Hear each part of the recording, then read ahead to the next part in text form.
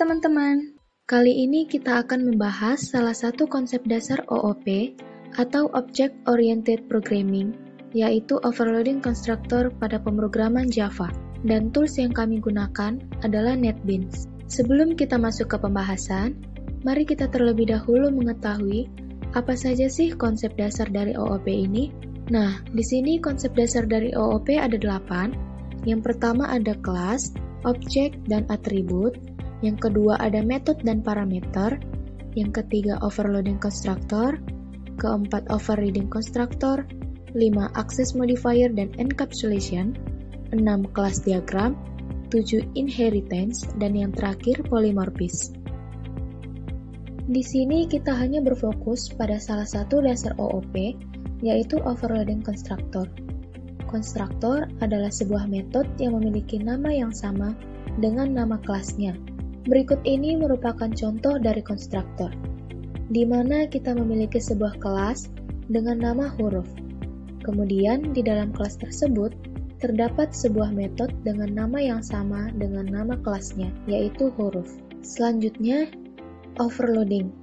Overloading adalah sebuah konsep pemrograman di mana dalam satu kelas terdapat beberapa metode dengan nama yang sama, namun memiliki parameter yang berbeda. Walaupun parameternya berbeda, overloading dapat mengerjakan tugas yang sama. Ini merupakan contoh dari overloading, di mana kita memiliki sebuah kelas dengan nama hitung, dan di dalam kelas tersebut terdapat dua buah metode dengan nama yang sama, tetapi memiliki parameter yang berbeda, yaitu pada metode yang pertama dengan nama jumlah memiliki dua parameter, yaitu integer A dan integer B. Kemudian, pada metode yang kedua dengan nama yang sama, yaitu jumlah, memiliki 3 parameter, yaitu integer A, integer B, dan integer C.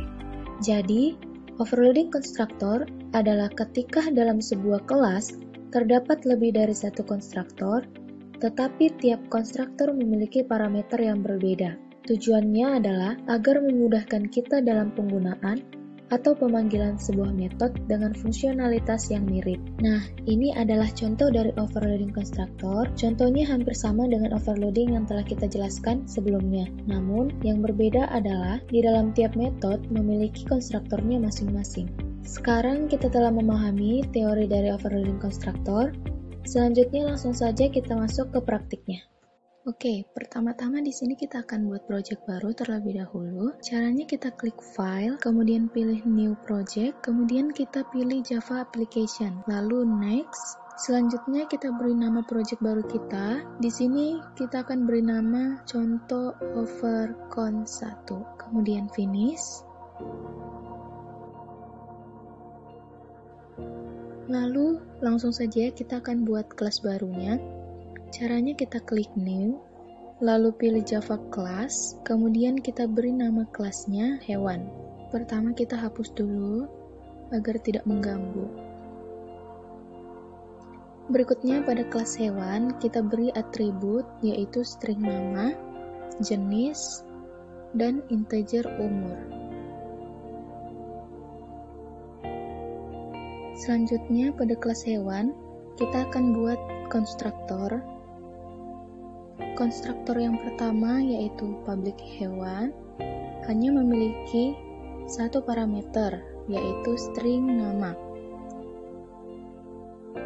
Kemudian kita tulis this.nama sama dengan nama. Kemudian kita buat konstruktor yang kedua, public hewan yang memiliki dua parameter, yaitu string nama dan string jenis.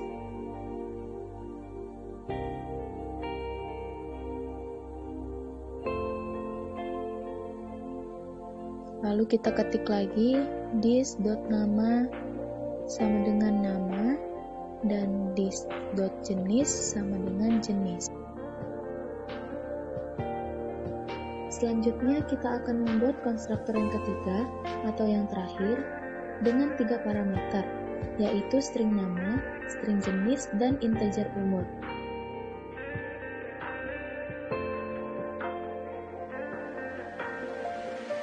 Kemudian, kita ketik kembali this.nama sama dengan nama, kemudian this.jenis sama dengan jenis,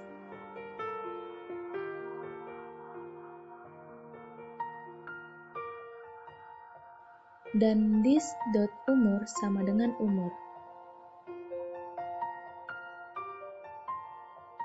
Setelah kita membuat ketiga konstruktor tersebut, lalu kita lihat pada konstruktor yang pertama hanya terdapat satu parameter, yaitu string nama. Maka pada string jenis dan integer umur masih kosong. Jadi, kita isi dengan menuliskan jenis sama dengan masih kosong, lalu umur sama dengan 0. Kemudian pada konstruktor yang kedua, terdapat dua parameter, yaitu string nama dan string jenis. Maka pada integer umur ternyata masih kosong. Jadi kita isi dengan menuliskan umur sama dengan 0. Selanjutnya pada konstruktor yang ketiga, ternyata tidak ada parameter yang kosong. Dengan demikian, kita telah membuat ketiga konstruktor tersebut dengan masing-masing konstruktor memiliki parameter yang berbeda. Yaitu, pada konstruktor yang pertama parameternya ada string nama, pada konstruktor yang kedua parameternya ada string nama dan string jenis, kemudian pada konstruktor yang ketiga parameternya ada string nama, string jenis, dan integer umur. Maka inilah yang disebut dengan overloading konstruktor. Lalu, bagaimana kita memanggil konstruktor tersebut? Caranya adalah kita kembali membuat sebuah fungsi baru yaitu public void panggil.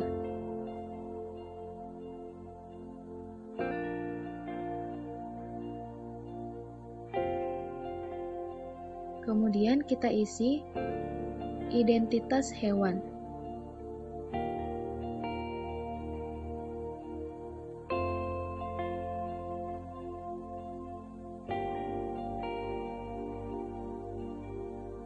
Yang pertama kita tulis nama, titik 2 plus nama,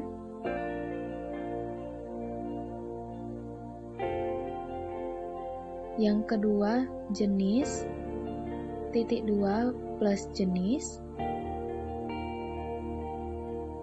dan yang terakhir umur, titik 2 umur.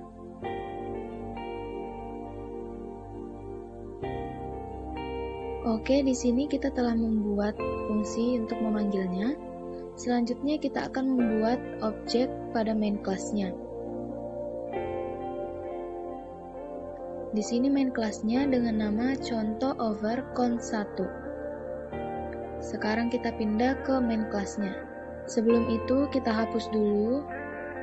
Nah, di sini pada public static void main kita akan membuat objeknya. Pertama, kita panggil nama kelasnya, yaitu hewan, lalu kita buat nama objeknya hewan 1, sama dengan new hewan.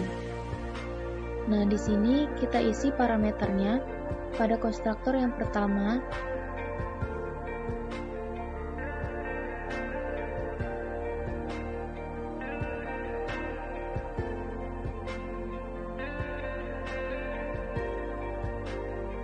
dengan nama kuda. Kemudian kita buat objek yang kedua dengan nama hewan, dengan nama objek hewan 2 sama dengan new hewan. Nah, sekarang kita akan isi parameternya dengan nama kucing dan jenisnya anggora.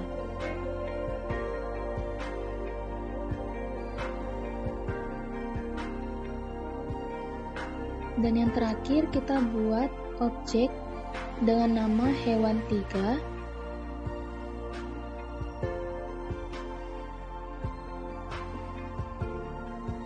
dan kita isi parameternya yaitu dengan nama anjing, jenisnya bulldog, kemudian umurnya 4 tahun.